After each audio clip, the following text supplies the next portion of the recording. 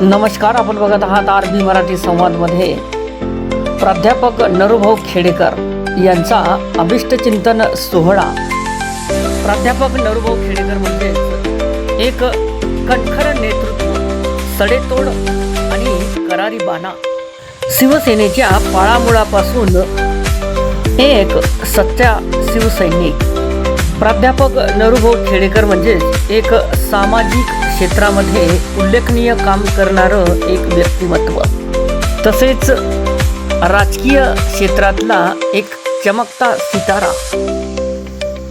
प्राध्यापक नरूभाऊ खेडेकर म्हणजेच बहुजन नायक आणि कट्टर हिंदूवादी आणि शिवसेना स्टाईलने आंदोलने असतील, उपोषणं असतील आणि जनसामान्यांचे प्रश्न सोडवणारा एकच नेता म्हणजेच प्राध्यापक नरूभाऊ खेडेकर। यांना विविध क्षेत्रातून शुभेच्छा आलेल्या आहेत। त्या का आलेल्या आहेत की कुठेतरी त्यांची राजकीय आणि सामाजिक कार्यकर्ते त्या ठिकाणी उल्लेखनीय आहे। हा संपूर्ण महाराष्ट्र उभा बघतोय। राजकीय खेडे असेल आणि सामाजिक अंग असणारा एकमेव नेता म्हणजेच प्राध्यापक नरूभाऊ खेडेकर। राजकीय सामाजिक क्षेत्रामधून आणि सांस्कृतिक, शैक्षणिक आणि धार्मिक आध्यात्मिक क्षेत्रामध्ये वावरणारा नेता म्हणजेच प्राध्यापक नरूभाऊ खेडेकर। आणि आज आहे त्यांचा जन्मदिन आणि जन्मदिनानिमित्त कोटी कोटी शुभेच्छा त्यांना विविध क्षेत्रातून येत आहेत। ही त्यांच्या चांगल्या कामाची पावती आहे। दरवर्षीप्रमाणे याही वर्षी चिखली तालुका व शहराच्या शिवसेनेच्या वतीने आज अभिष्टचिंतन सोहळा आम्ही तुमच्या समोर लाईव्ह क्षणचित्राच्या माध्यमातून दाखवतोय। प्राध्यापक नरूभाऊ खेडेकर म्हणजे संघर्षमय रोखोक व्यक्तिमत्व। आपण बघतोय सर्व जनसमुदाय, सर्वच राजकीय पक्षांचे नेते पुढारी त्यांनी शुभेच्छा देऊन त्यांना एक वाढदिवसानिमित्त पुढील वाटचालीस शुभेच्छा दिल्या आहेत। शिवसेनेमध्ये असणारं संघटन आणि शिवसेनेची पाळंमुळं ओळखणारा नेता म्हणजेच प्राध्यापक नरूभाऊ खेडेकर। येणाऱ्या काळामध्ये सुद्धा स्थानिक स्वराज्य संस्था आपण महाविकास आघाडीच्या पदरामध्ये पाडूया आणि सर्वच उमेदवार स्थानिक स्वराज्य संस्थेमध्ये मोठी पकड निर्माण करणार आहेत, असं त्यांच्या मनोगतातून त्यांनी व्यक्त भावना केल्या आहेत। सर्व क्षेत्रातून त्यांना भरभरून जन्मदिनी पाठिंबा मिळतोय आणि आशीर्वाद आणि शुभेच्छा सुद्धा मिळत आहेत। प्राध्यापक नरूभाऊ खेडेकर म्हणजेच बुलढाणा जिल्हा संपर्क प्रमुख हे त्यांच्याकडे पद आहे आणि तसेच सामाजिक क्षेत्रामध्ये, राजकीय क्षेत्रामध्ये उल्लेखनीय काम त्यांचं अधोरेखित आहे। शिक्षण क्षेत्रामध्ये सुद्धा त्यांनी कामगिरी केलेली आहे। त्यांची या जिल्ह्यामध्ये आगळी ओळख निर्माण करणारे एकमेव नेतृत्व म्हणजेच प्राध्यापक नरूभाऊ खेडेकर। ते महायुतीमध्ये असल्यामुळं त्यांच्या मनामध्ये किती जरी वाटत होतं की हा पडला पाहिजे, नरेंद्र खेडेकर आला पाहिजे, हे त्यांनी आता तुमच्या समोरच सांगितलं। परंतु आमचे तिन्ही पक्ष वीक होते म्हणून दुर्दैवानं त्या मतदारसंघामध्ये ज्या शेतकरी नेता पहिल्या नंबरवर राहिला तोच शेतकरी नेता मेहकरात तिसऱ्या नंबरवर राहतो, चिखलीत तिसऱ्या नंबरवर राहतो, बुलढाण्यात तिसऱ्या नंबरवर राहतो, खामगावात चौथ्या नंबरवर राहतो, जळगाव जामोदमध्ये चौथ्या नंबरवर राहतो। मग साहेब आपल्या मतदारसंघामध्ये लोक सुज्ञ किती याचा आम्हाला थोडासा शंका आली। आम्ही म्हटलं होतं की बा त्याजवळ पक्ष नाही, नेता नाही, चिन्ह नाही, झेंडा नाही आणि हाय तरी काय, पण भरभरून लोकांनी त्याला मत दिले असो, हा इतिहास। परंतु ज्याचं नाव कोणी त्या ठिकाणी जिल्ह्यामध्ये घेत नव्हतं तो त्या ठिकाणी निवडून आला। आणि यामध्ये घाटावर आपल्या मंडळीला खूप मेहनत केली, खूप सगळं झालं, परंतु खामगाव मध्ये 21,000 आणि जळगाव जामोदमध्ये 14,000 असे 35,000 मतं त्यांना जास्त मिळाले। आपण 6,000 घेऊन गेलो खाली, 35 मधून 6 गेले, 29 ना आलो। आम्ही मागही कार्यक्रमामध्ये आमच्या तिथं घाटाखाली त्या ठिकाणी शरद पवार साहेबांची तुतारी नव्हती, आमची उद्धव बाळासाहेब ठाकरे पक्षही नव्हता साहेब। जळगाव जामोदमध्ये थोडी आमची परिस्थिती चांगली होती, तुम्हालाही माहिती आहे, बाजार समितीत प्रसंजित सोबत आमचे गजानन वाघ असतील, आमचे माणिक वाघ असतील, आमची मंडळी आहे तिथं आलेले, भीमराव पाटील वगैरे सगळी मंडळी. तर त्या ठिकाणी तिथं ताकद होती. परंतु मी त्या दोघांनाही सांगितलं की तुम्ही आम्हाला फक्त बरोबरीत ठेवायचं होतं, खामगावनं आणि जळगावनं फक्त बरोबरीत ठेवायचं होतं. मीही बजरंग सोनवणे सारखा 6,000 निवडून आलेलोच होतो साहेब, पंकजाताई ते निवडून पाडून आले तसे. परंतु दुर्दैव त्या ठिकाणी बरोबरी राहिली नाही, म्हणून आपण हरलो. शेवटपर्यंत वाटत होतं, परंतु नशीब हाही एक महत्वाचा विषय.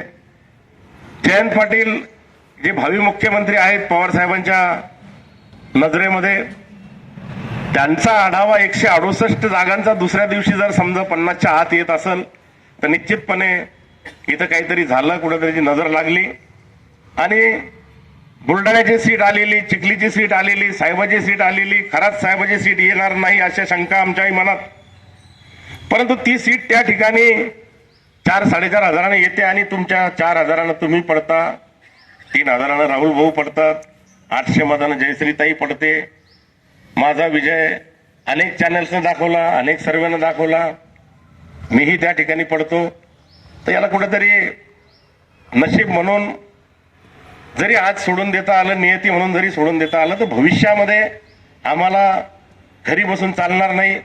भारतीय जनता पार्टीचं उदाहरण घ्या. 84च्या दरम्यान 2 खासदाराची पार्टी होती, परंतु 2हून आज ते 3री टर्म आहे त्यांची की निर्भेळ बहुमत ते पार्टी मिळवण्याचा प्रयत्न करते. 200, 250, 300 जागा. म्हणून तुम्ही आम्ही कमी पडलो असेल, परंतु भविष्यामध्ये सुद्धा आम्ही कमी पडू असं काही सांगता येत नाही. म्हणून प्रयत्न तुम्हाला आम्हाला करावे लागतील. साहेबांनी सांगितल्याप्रमाणे आता आपल्याला वेळच वेळ आहे, पण या वेळेचा सदुपयोग कार्यकर्त्यांनी सुद्धा संघटन बांधण्याकरता केला पाहिजे. जिल्ह्यामध्ये नेत्यांचे नंबर लागले, आता आमचे जे व्हायचं ते झालं, परंतु आता तुमचे नंबर आहेत. आता तुम्हाला घाबरण्याचं काही कारण नाही की बा तिथं संजय गायकवाड आहे, इथं श्वेताताई आहे, कुठं मनोज आहे, कुठं तिकडं तर खरात साहेब आहेत आपले. परंतु तिथंही आपण 4,000 आलो, इकडेही 4 पडलो, 3 पडलो, 800 पडलो. म्हणजे आपली ताकद 4ही विधानसभा क्षेत्रामध्ये अत्यंत चांगली आहे. म्हणून महाविकास आघाडीच्या रूपानं या स्थानिक स्वराज्य संस्था ज्या आहेत, पंचायत समिती आपल्याला ताब्यात घ्यावं लागतील, जिल्हा परिषदही आपल्याला राखावं लागेल.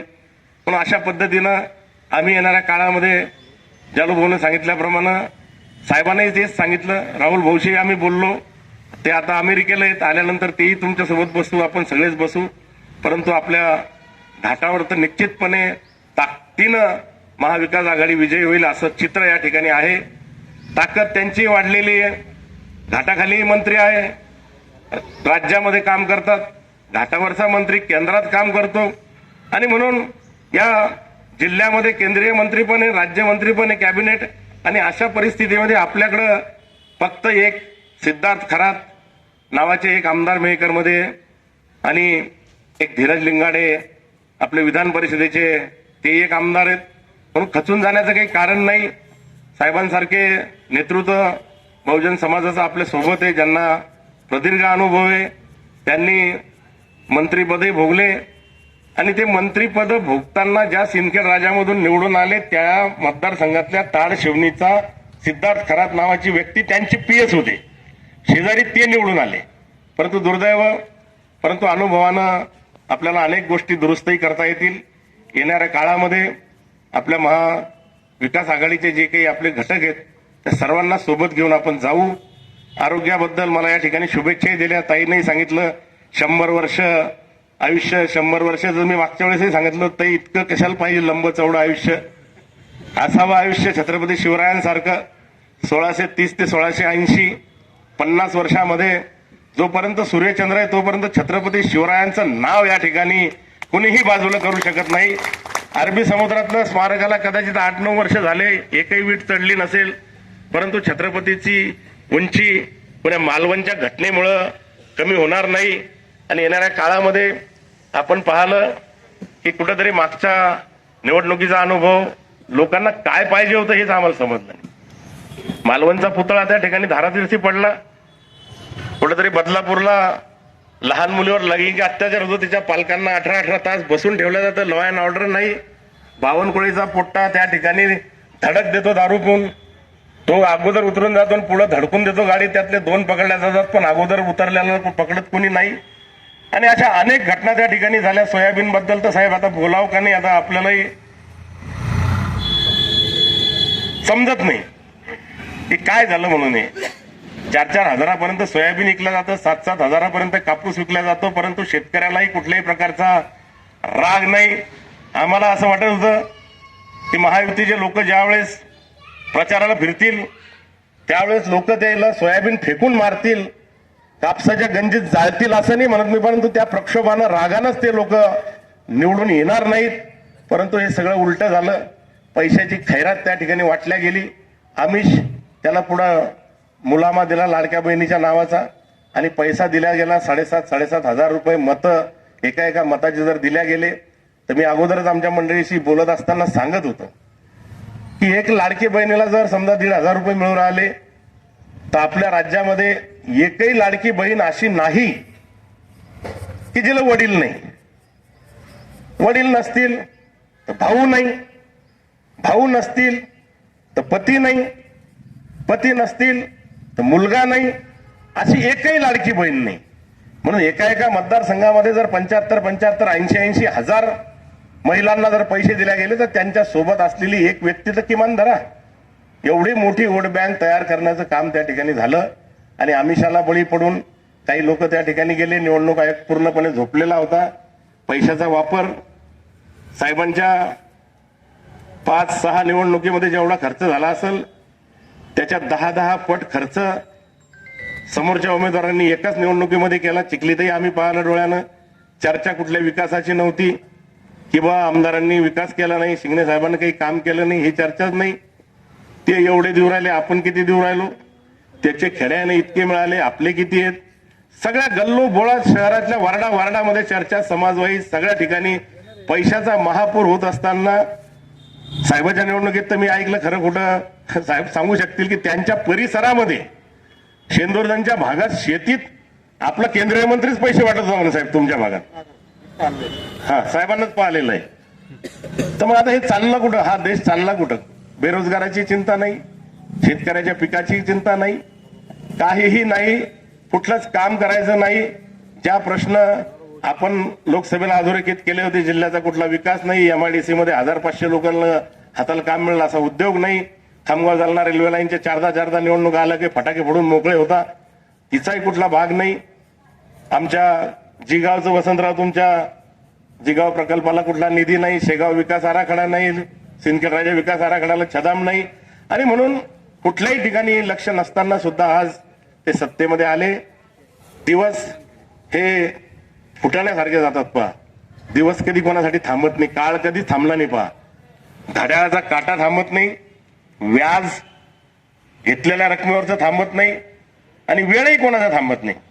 आता आपण बोलत असताना हिवाळा झाल्यानंतर लगेच उन्हाळा येतो, उन्हाळा झाला की पुन्हा पावसाळा येतो. हे ऋतुचक्र आहे. सुखानंतर दुःख, दुःखानंतर सुख. म्हणून यावेळेस हरलो, पुढच्या वेळेस आपण निश्चित जिंकू. त्याची चुणूक ही स्थानिक स्वराज्य संस्थेमधूनच आपण त्या ठिकाणी दाखवू अशी या ठिकाणी अपेक्षा व्यक्त करतो. आपण सगळ्याच कार्यकर्त्यांनी, विशेष करून आमच्या चिखली तालुका शिवसेनेच्या वतीनं हा कार्यक्रम मागच्या 2-3 वर्षापासून आमचे लालाजी असतील, कपिल भाऊ असतील, नंदू भाऊ असतील, गजू भाऊ, आनंद गायची, श्रीराम भाऊ, हे सगळीच मंडळी या ठिकाणी साजरा करण्याचा प्रयत्न करतात. म्हणून त्यांचे सुद्धा आणि माझ्या वाढदिवसाला येऊन माझ्याबद्दल कौतुकाचे, माझ्या संघर्ष काळातल्या आठवणी, भविष्यामध्ये माझ्या बाबतीमध्ये काहीतरी देण्याची परतफेड अशी ग्वाही साहेबांनी दिली. सगळेच मंडळी या ठिकाणी उपस्थित राहिली. आपल्या सगळ्यांचे, माझ्या सर्व कार्यकर्त्यांचे या ठिकाणी आभार व्यक्त करतो. आणि ईश्वर आयुष्य किती देईल हे त्याच्या मनामध्ये त्यानं ठरवून ठेवलेलं असतं, परंतु प्रत्येक दिवस हा शेवटचा दिवस, प्रत्येक क्षण हा शेवटचा क्षण समजून जास्तीत जास्त चांगलं काम करण्याचा प्रयत्न आपण सगळेच करूया. आपल्या सगळ्यांना ख्रिसमसच्या, त्याचबरोबर 6 दिवसानंतर पुन्हा एकदा 2025 मोठ्या डौलानं आपल्याकडे येणारा काळ घेऊन येत आहे, भविष्य काळ घेऊन येत आहे. म्हणून येणाऱ्या काळामध्ये 25 मध्ये 24 मध्ये जे झालं साहेब, त्याची पुनरावृत्ती मुळीच होणार नाही. 25 मध्ये होणाऱ्या सगळ्या निवडणुका आमचे कार्यकर्ते जिंकतील असा विश्वास या ठिकाणी व्यक्त करतो. पुनश्च एक वार आपल्या सगळ्यांचे मनपूर्वक आभार व्यक्त करतो. थांबतो. जय हिंद, जय महाराष्ट्र.